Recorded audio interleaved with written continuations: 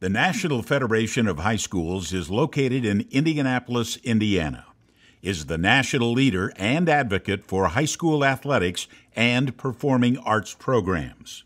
The NFHS serves 51 state associations, 19,500 high schools, and nearly 12 million student athletes.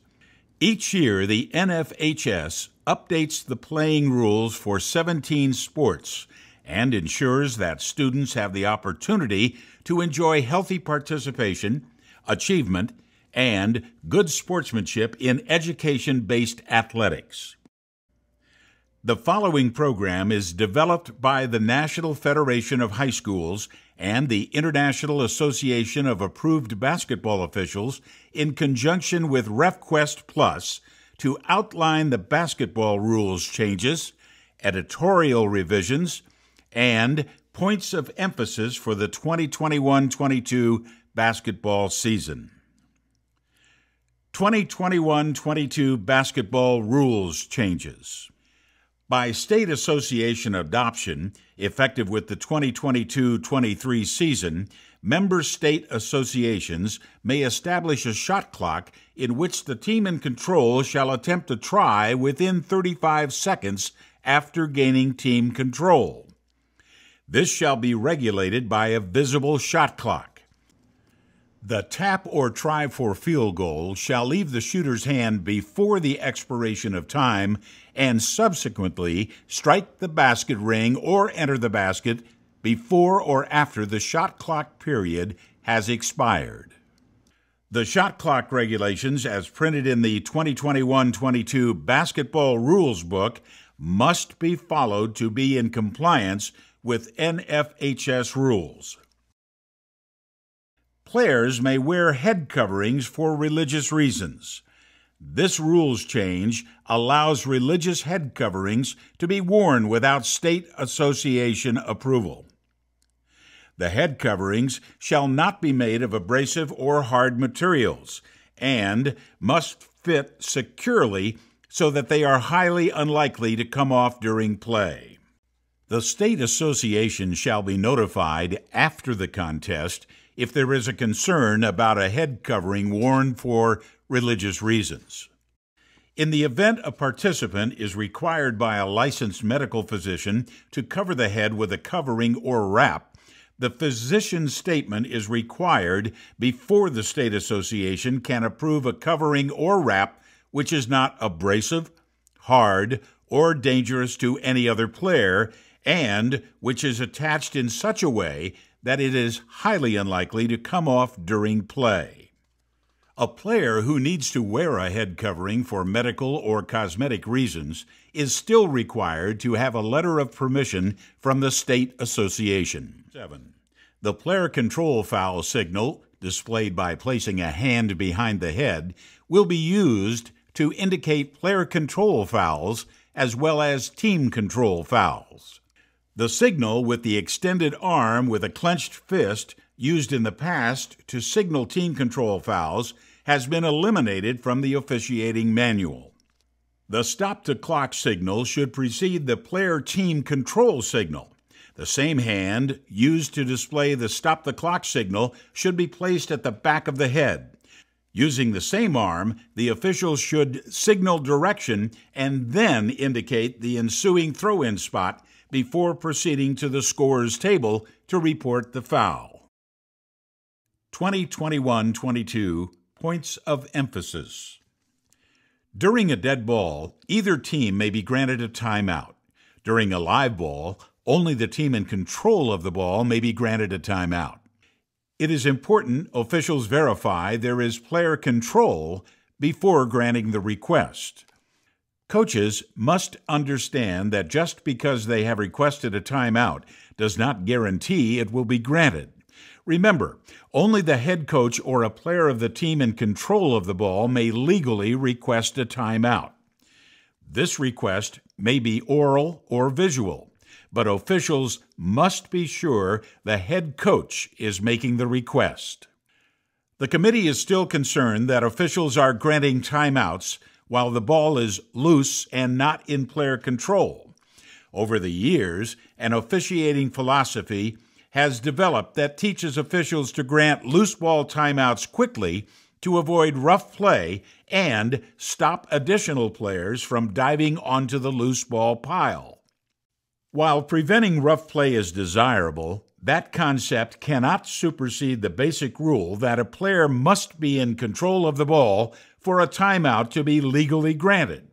When in doubt, do not grant the timeout. Additionally, do not hesitate to charge fouls for players jumping on another player. Going for the ball does not justify this rough play. Ideally, granting the timeout should be the responsibility of the primary coverage official. However, other officials may become aware that a timeout is being requested. In all cases, officials must be certain there is player control before granting the timeout request.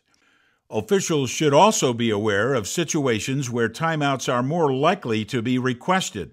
For example, end of the period, end of the game, or a team has scored several points in a row. The ball is loose when two opponents dive to the floor to attempt to secure the ball.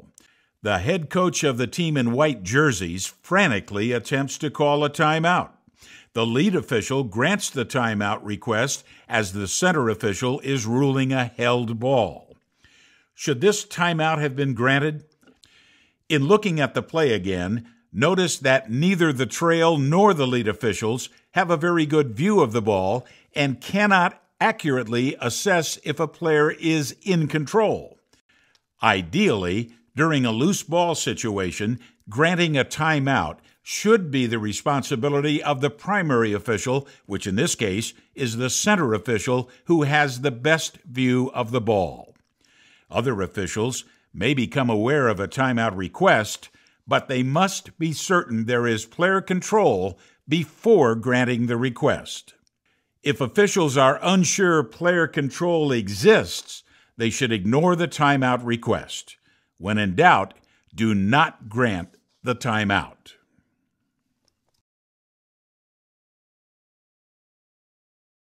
After a rebound, the ball is loose on the floor when opponents from each team attempt to secure control of the ball. The lead official observes the activity and rules a held ball. While the ball was loose, the head coach of the team in the white jerseys requested a timeout. The trail official honored that request and granted the timeout. The trail official was not in a position to see if the team in the white jerseys had control of the ball and should have ignored the request.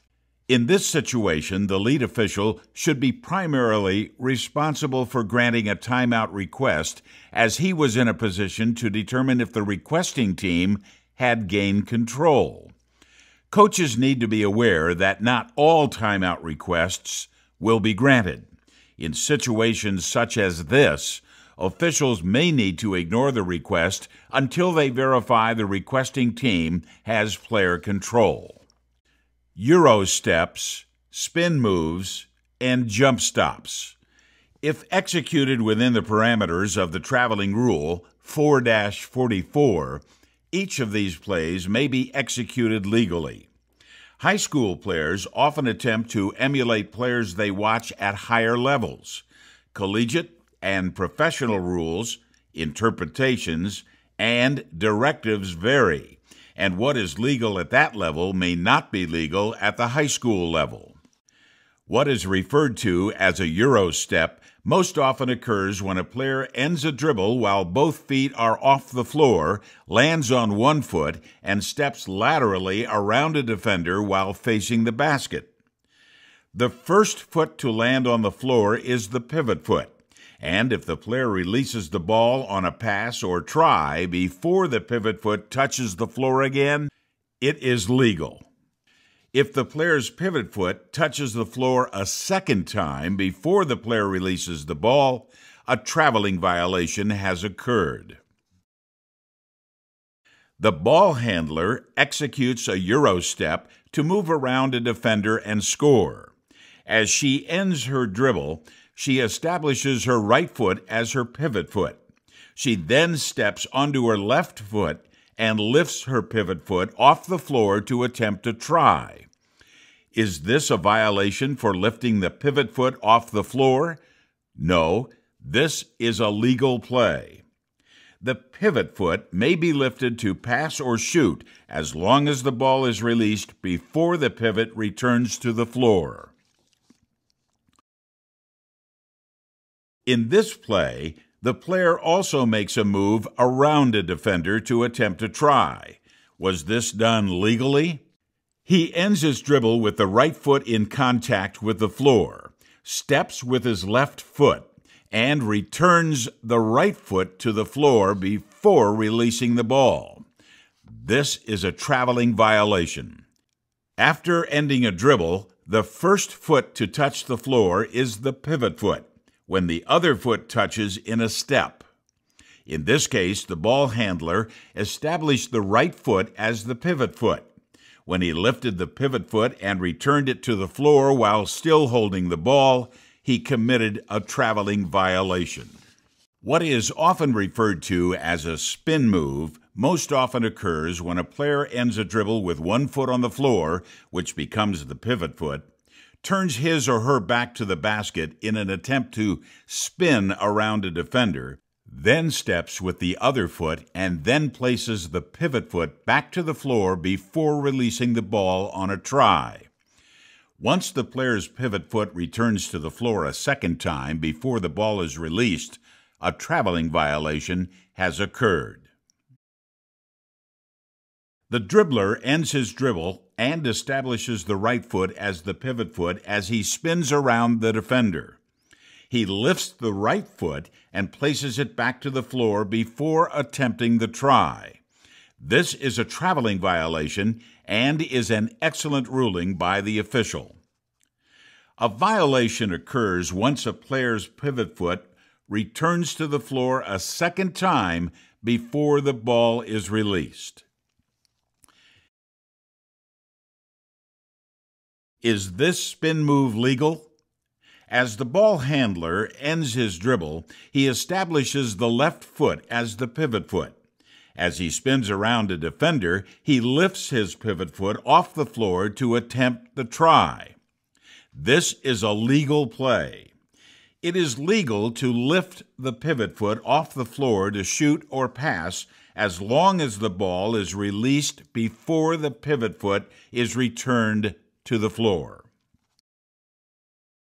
What is often referred to as a jump stop is an exception to the traveling rules.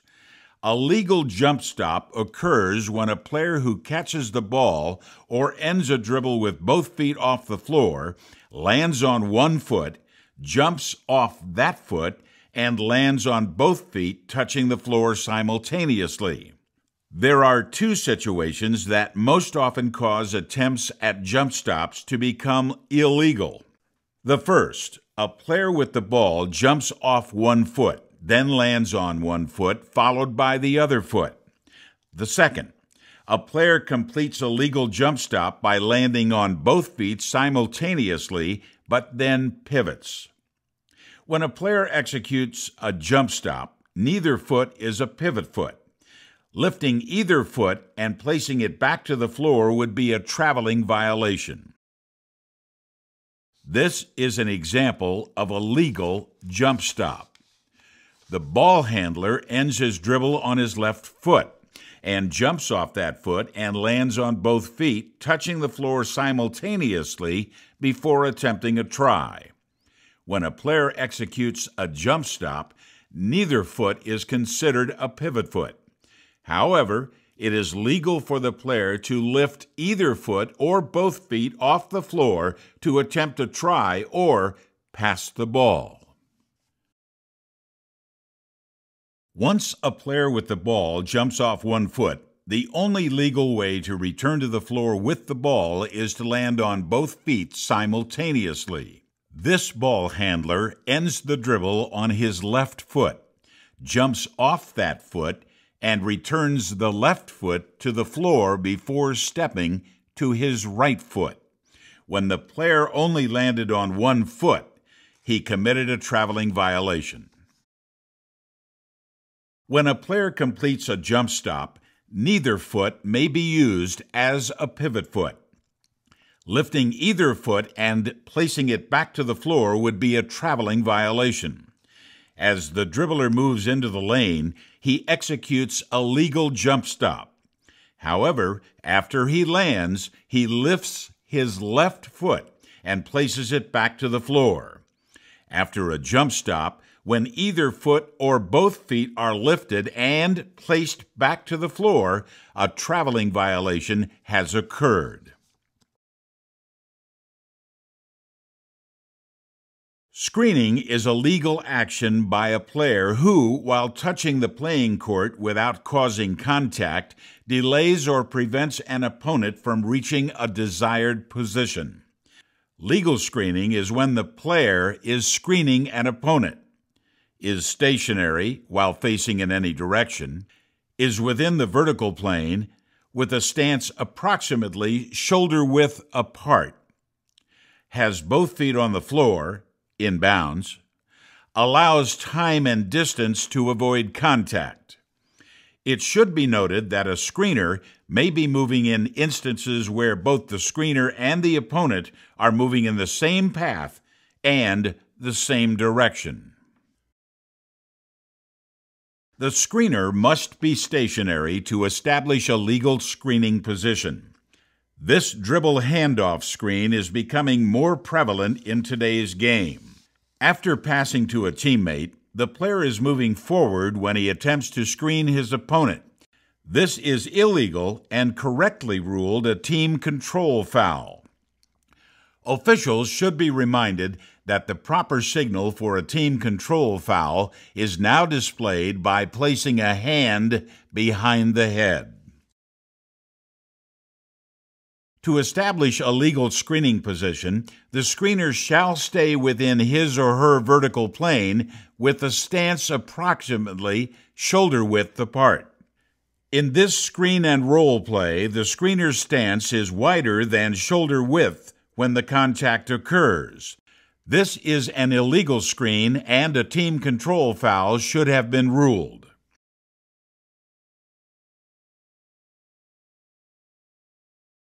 When screening a moving opponent, the screener shall allow the opponent time and distance to stop and move around the screen. The player in the red jersey jumps into the path of his opponent. The player in white jersey was not allowed the proper time and distance. This is an illegal screen that should have been ruled. The speed of the player being screened will determine where the screener may take their stationary position. This position will vary and may be up to 2 normal steps from the opponent. This is an example of a screener giving the opponent the proper time and distance. The player in white stops in the lane and establishes her screening position. The player in blue has enough time to stop and move around the screen. When screening an opponent outside the visual field, the screener shall allow the opponent 1 normal step backward without contact.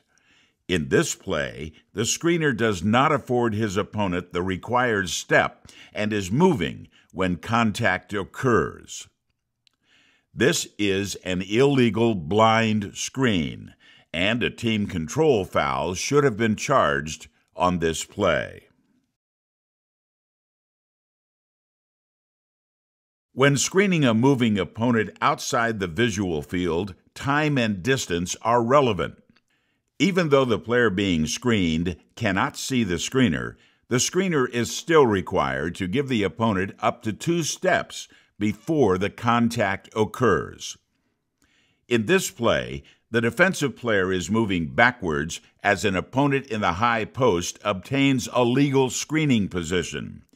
The result is significant contact occurs and the defensive player falls to the floor. In cases such as this, when screens are outside the visual field, if the opponent is running rapidly, the contact may be severe. The trail official correctly rules this to be legal incidental contact. A player who is screened within their visual field is expected to avoid contact by going around the screener. A player may not use arms, hands, hips, or shoulders to force their way through a screen. The defensive player in white has the time and distance to move around the screen, but instead attempts to force her way through the screen. The lead official properly charges a pushing foul to the player in white. The committee is concerned about inappropriate conduct by players, bench personnel, coaches, officials, and spectators. Programs are educationally based, and conduct that is not tolerated in other educational settings shall not be accepted. Therefore, each group has the responsibility to demonstrate civility and citizenship. To this effect, game management needs to pay particular attention to spectators. Game management should intervene when spectator behavior becomes unacceptable. This should be done prior to an official having to make such a request. When game management fails to address spectator behavior on their own, officials should remind game management to hold spectators accountable for their actions. A game ticket is not a license to abuse. Spectators should be held accountable for their inappropriate behavior. If spectator behavior needs to be addressed, game officials should alert home management to address the issue. Officials should not tolerate inappropriate conduct from coaches and/or players. The rules allow for a warning to be given to coaches, and it should be utilized when appropriate.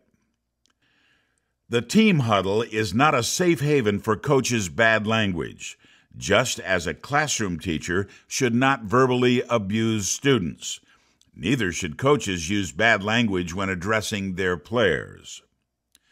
Players are not permitted to let off steam by using profanity, even if it is not directed at an opponent or official. Being angry at oneself is no excuse. Officials are not exempt from unsporting conduct. Inappropriate references to players, coaches, or other officials are not acceptable.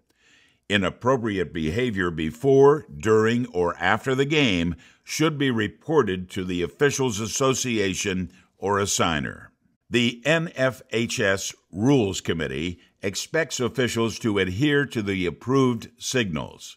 By using only approved procedures and signals, it adds to the professional image of the officials and shows greater respect for the game.